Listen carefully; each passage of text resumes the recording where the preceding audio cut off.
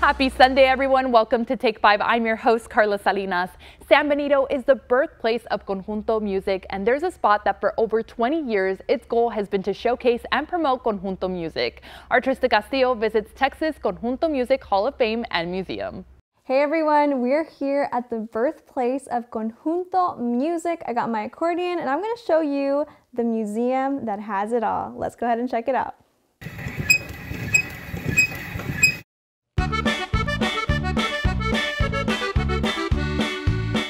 RGV, we are taking you inside the historic Aztec building in San Benito that is now proudly transformed into the Texas Conjunto Music Hall of Fame and Museum, where the history of conjunto music lives on for years to come.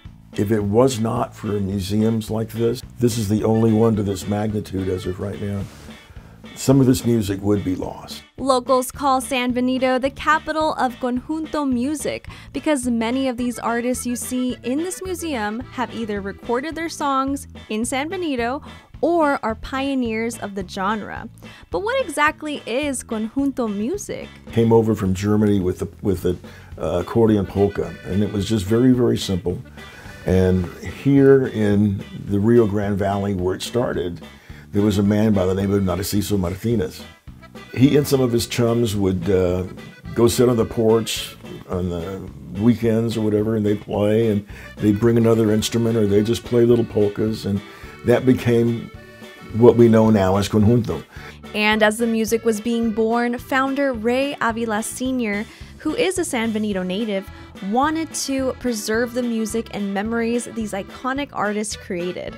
Most of these artifacts on display are collector's items from Mr. Avila himself. Mostly all my dad's collection is here. This room is the Hall of Fame room, we call it. This is where pioneers are located. And we have their musical instruments, their stories, and we have a little, we could always share stories when we give our tours of the musicians. And we have a lot of them that even stop by and visit with us whenever they can. We got to speak with his daughter, Patricia Avila, who is now taking on her father's legacy by running the museum with her brothers. She tells us her dad was a true historian at heart, and his idea of creating a museum happened when he took a trip to Nashville. My mom and my dad would go travel. They went to Nashville, the Hall of Fame in Nashville, and he saw the stories of all the country music artists and their stories and their memorabilia, and that's when I think the seed got planted in his head, like I want to do something similar to that here in San Benito to showcase the conjunto musicians and their stories. And that has been their mission, to continue to showcase those who put the Rio Grande Valley on the map. There is so much history put into one place. Even the building itself is almost 100 years old. The best part is the museum is still family owned and inspiring young musicians to play this iconic genre in this day and age. Who knows where it's going to go in the future? I don't know. But I know that with each passing decade, with each passing generation, the music will be there. The Texas Conjunto Music Hall of Fame and Museum is located on 402 West Robertson Street in San Benito. If you want to visit, they are donation-based and open Thursdays through Saturdays from 10 a.m. to 4 p.m. For Take 5, I'm Trista Castillo.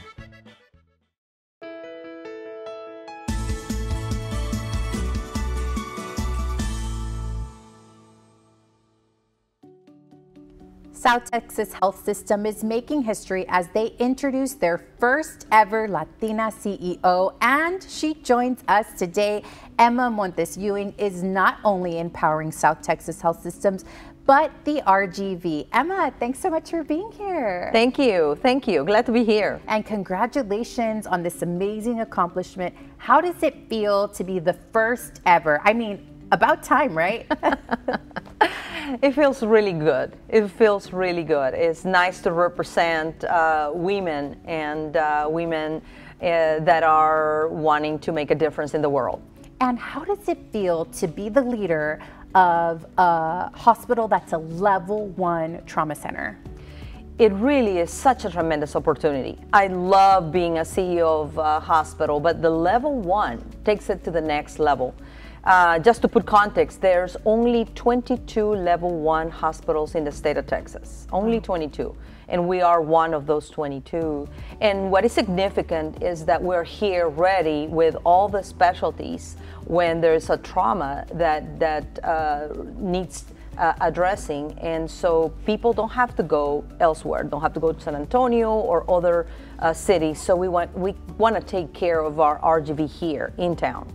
This accomplishment that you have means a lot to so many people. You know, being a woman, leading the hospital at level 1, like we talked about. How does it feel? So it feels great, and I just want to tell you that it's always a journey, right? Life is about taking the good things, the not so good things, and really making the best out of everything. I know that sounds so simple, but it is true, and it is something that it can be done when you surround yourself with the right people. So for me, it's a dream come true to be able to come here to South Texas, to an amazing region here, and make a difference. It's a great place to be, and Yes. we're just excited that you're here with us. There's a lot of women that watch Take 5 that are watching right now. What do you say to them? You know, somebody that wants to aspire to be a CEO like you, what would you say to them? Absolutely. The first thing I would want to say is everything and anything is possible. It's just about what do you want to do. Start with the end in mind and go for it. Surround yourself with people that are going to help you, that are going to coach you. Be open to suggestions. Pursue your education, and really believe that it's possible.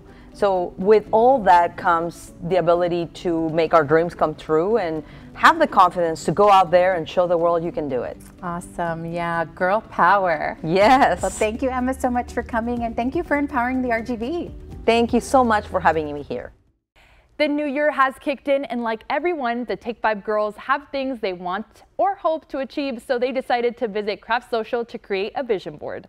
Vision boards have been all the rage this season, and what better place than to manifest your dreams than in Craft Social in McAllen. And today we're with the owner of Craft Social, Amy Canizales. Thank you so much for having us here again. I know, thank you for coming by. I'm so excited. The last time we were here, we did rug tufting, but now we're going to be doing some vision boards. So. Yes. You know, you have these parties for anything anything you want. Talk to me a little bit about, you know, how someone can book and have kind of like a paint party or even a vision board party. Yeah, of course. We offer all types of parties. We've had a lot of like team building parties. Vision board is a great one. How you sign up for our parties, basically you'll go through our website and then you'll look for the private party tab. You'll click there and submit your info for your party, and then we'll get back to you within like 48 hours.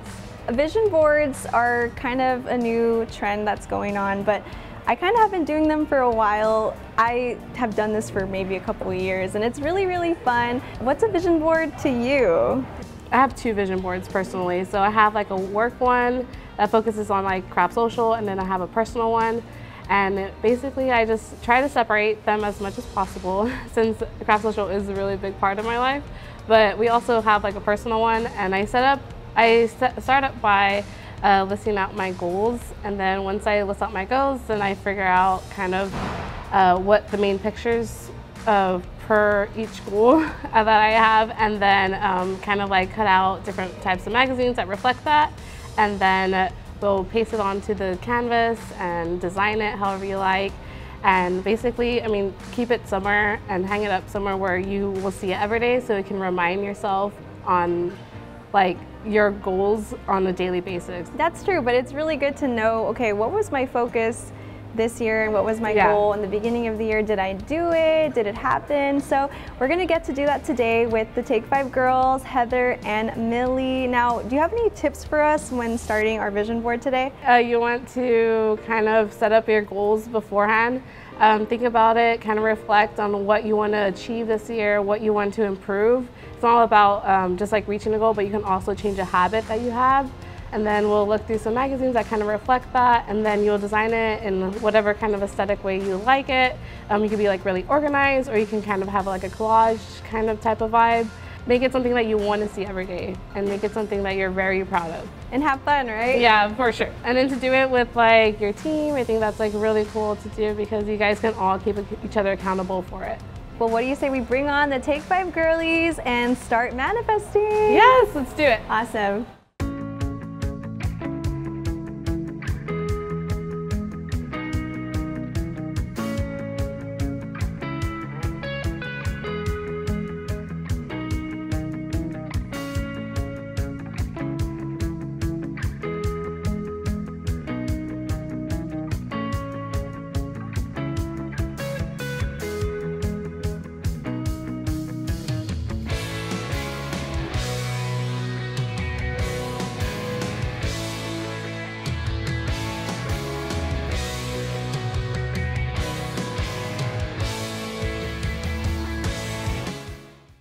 Don't go anywhere. When Take 5 returns, we're showing you this shop that's repurposing many things. This mother-daughter duo is giving items a second chance. Photojournalist Rick Velasquez visits Modern Vintage.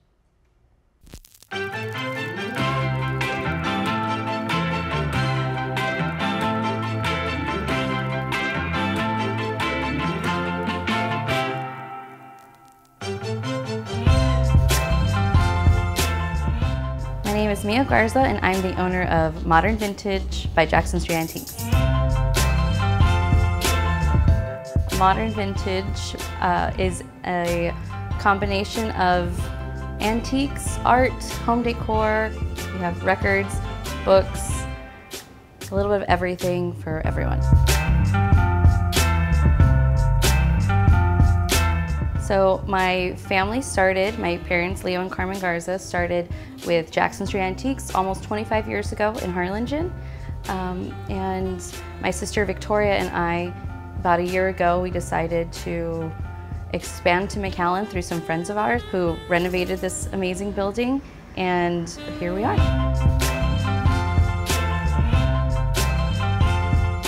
How I decide what goes in the store would definitely be whatever we like, whatever we think is fun, interesting, old. This is my opportunity, our opportunity to be creative and just hope that people enjoy it as much as we do. It's really, yes, they're antiques and collectibles, but it's really a form of art for us. I mean, we express ourselves through curating the store, decorating the store, finding as much as we can, as often as we can, and wherever we can.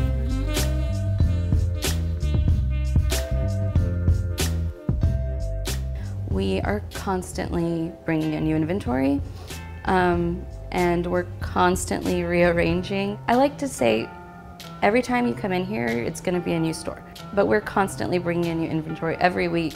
I mean, the amount varies, but we're always changing it up.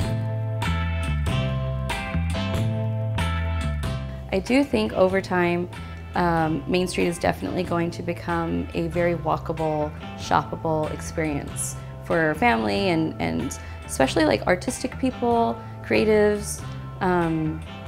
It's definitely going in that direction.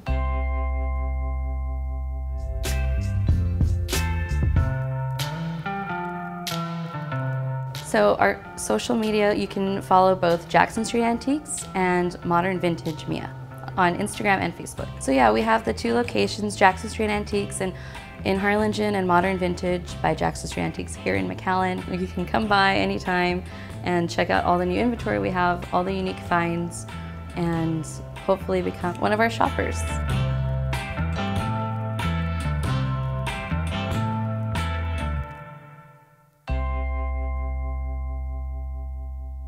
When Take 5 returns, if you've ever wanted to be a part of a hockey team, then don't go anywhere. How you can be a part of this RGV team coming up in just 2 minutes.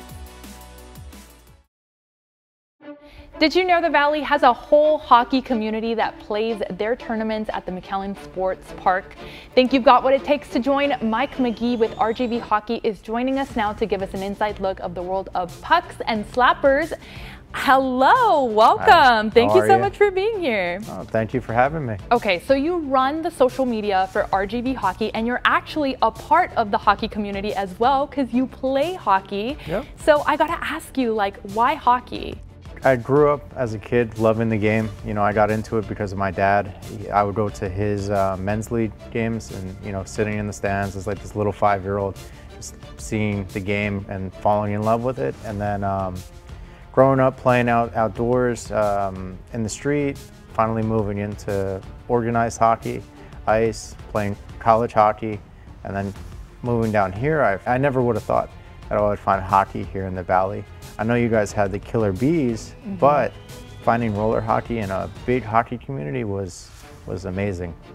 What do you think it's been like, you know, from practicing to then with the tournaments? How do you like the community down here in the RGV? Oh, it's great. I mean, there's so many people who are dedicated to keeping hockey alive down here. So hockey has a heartbeat down here, and there's a lot of people who are trying to keep it going, continue to grow it. So why did you decide to start that social media following for RGV hockey? We thought it would be best to start our own social media, and it's, you know, paid off because we've gotten attention from major sports brands in the hockey community, in the hockey world, major hockey tournaments. So it's been great, and I mean, it's been well received. So you got to give us some insight to the world of hockey here in the Valley. I mean, you know, is there specific age groups that people can join in on, or, you know, is there any girl leagues? Like, what's going on? Through RGV Roller, they have a youth program. It's growing faster than the adult program, and the girls are, you know, they're pretty impressive in the hockey world down here. They're holding their own. We have a developmental league as well, kind of to bridge the gap between the youth program and the adult league. And then obviously the adult league gets really competitive. We have a draft every season. We have tournament teams like the Tecuaches.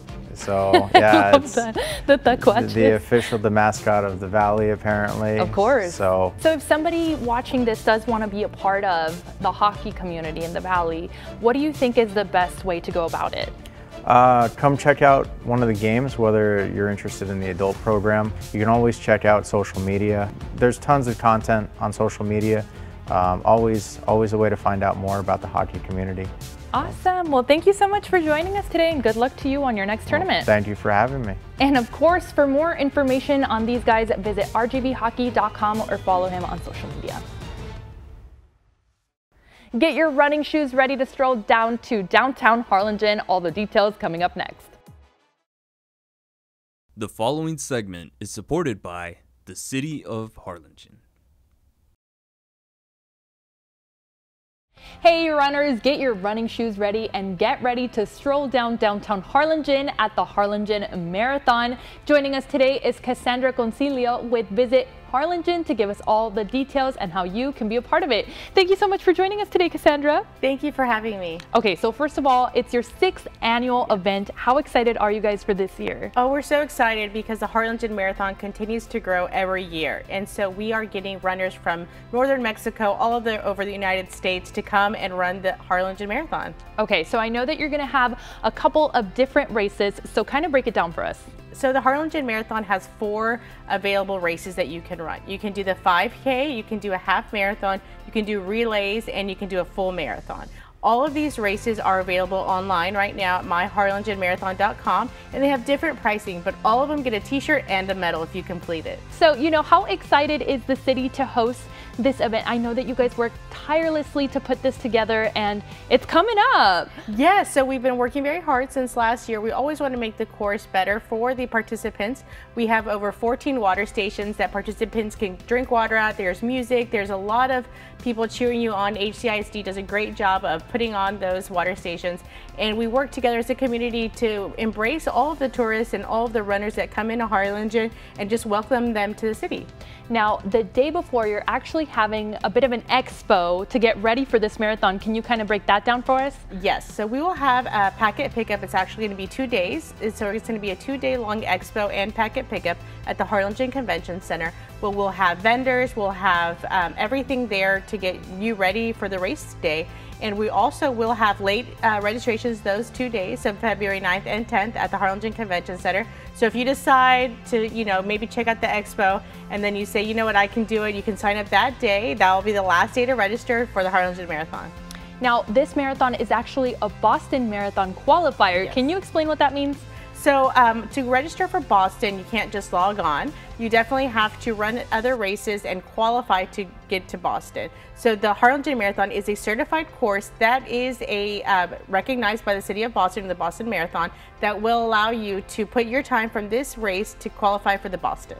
Perfect. Okay, so where can people sign up and get ready for this marathon? So right now we have registrations live at myharlingenmarathon.com. You can also check out us out on Facebook, of course, Harlingen Marathon, or visit Harlingen to get all of the information of where to stay when you come for the race, how long the race course will be open for, where the water stations will be, where you can pick up your packet. All of that information will be available on those websites, myharlingenmarathon.com, and really just get to know the course and get ready for the race.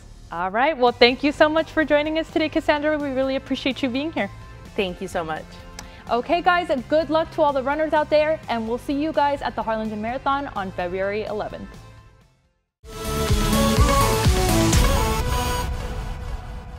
Well, welcome back to another Made in the 956 Extra. I'm here with our good friend Trey Serna. Okay, Trey, what is this week's Made in the 956 Extra? Carla, if your New Year's resolution is to eat healthier, you're in luck. So there's a new healthy eatery that just opened up in Westaco. Check this out. So this is Juices. Owner Alexandra Anzaldúa gave our cameras an exclusive sneak peek of the new restaurant before they officially opened their doors. Now, I first told you about Juices back in July 2022. That's when I did a story about their Brownsville location. And even then, Alexandra told me her vision was to expand across the 956 with the goal to give every Valley resident the option for healthier foods, juices, and an overall healthier lifestyle. And you can see here that she's doing just that. Okay, Trey, I actually got to tell you, yeah. I already went to the Westaco location. How'd you like it? I loved it so much. Actually, our reporter Trista Castillo and my producer Diana, we all went and we had a feast. We were like, okay, we want to try everything. And I got to say,